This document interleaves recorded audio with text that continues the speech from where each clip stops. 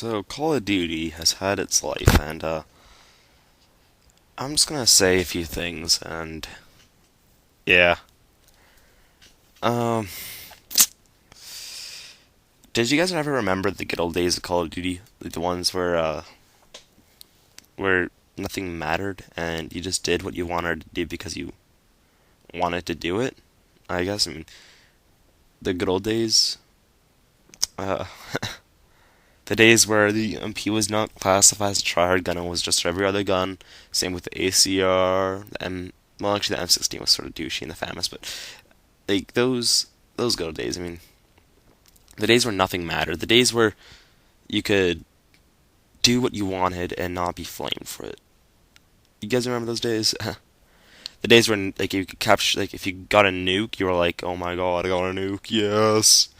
And the way you got it was like you sat in a corner and you had claymores and stuff. Those are the good old days, Call of Duty. The ones where there was no noob tubing and all that BS. Well, I miss those days, and I got a few fears about Black Ops so now. I mean, J2020, whatever his name is, about the whole Black Ops sniping thing. I've had mixed feelings about that for quite some time now, and I realize that it's for the better. It really is. I mean, use the sniper how it's supposed to be used. Like what I'm doing right here, it's not supposed to be used like that. I mean, sure, it's fun, but you're just hurting your team. I mean, and that's what Call of Duty is. It's a team game. It's not made for. I failed planting here. It's not made for hitting with a sniper rifle. I mean, it's fun if you can get all the clips and you can montage it and all that sort of stuff like Zergers and stuff like that.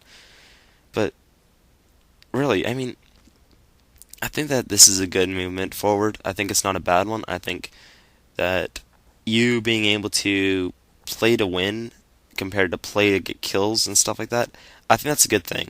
And I'm really looking forward to Black Ops for that exact reason. But I mean, it's not about the clips. It's not about the whatever you want to call it. It's not about that. It's about the team. It's about all that sort of stuff. And Modern Warfare 2 has missed that, and it's still missed. People are still out there boosting. They're still out there doing whatever they want, and it's sad. It's ruining a perfectly good game, and I love Call of Duty. I mean, I really hate Modern Warfare 2 sometimes, but it has the best. It's the most. What do you want to call it? It moves. It's the biggest step forward in the Call of Duty franchise so far. Black Ops, when it comes out, it'll be the farthest, mainly for all the changes that they made, all the customization. But really, if you think about it, Modern Warfare 2 was, in fact, the greatest movement forward for Call of Duty because of all the kill streaks, of all the customization of weapons, like the tactical knife, your perks. There were so many perks compared to Modern Warfare, sorry, and World at War. It was just the biggest game. I mean, and if you think back a year now, a year and 2 days, whatever you want to call it, it really, it really was. It was the biggest hyped game of the year. It was like, oh my god, Call of Duty's coming out, yeah.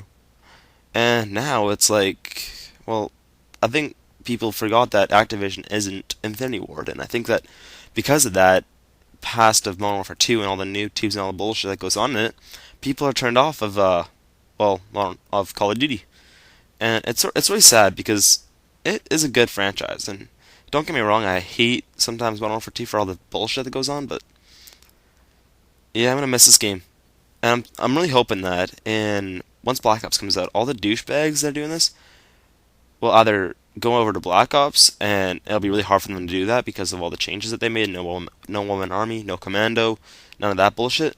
Or they'll stay in this game and they'll own Modern Warfare 2, and that therefore means that no more douchebags in COD 4, COD 5, or Black Ops, which is really nice, and I'm really happy about that option. Because therefore, that means that hopefully all the douchebags won't be in any more future Call of Duties to come.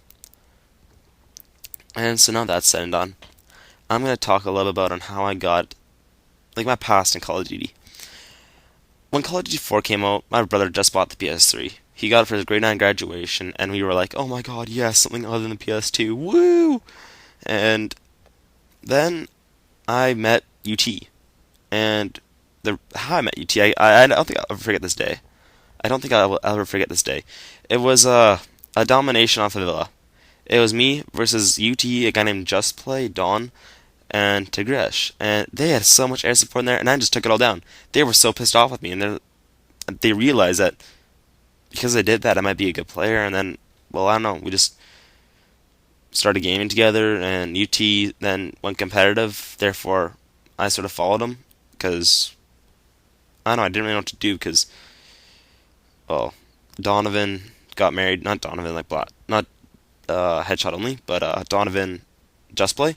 He got married, so he wasn't on as much, and T Crash didn't have a mic, and he wasn't on as much anymore. So it was more or less just me following UT because he was my first like legitimate gaming pal, I guess you can call him. So that's how I got into Call of Duty, and with that, I then went over to Enemy, and yeah, that's where I am today. And yeah, by the way, add X Mr. Original to your friends list for Black Ops. I hope you guys enjoy this. Peace out.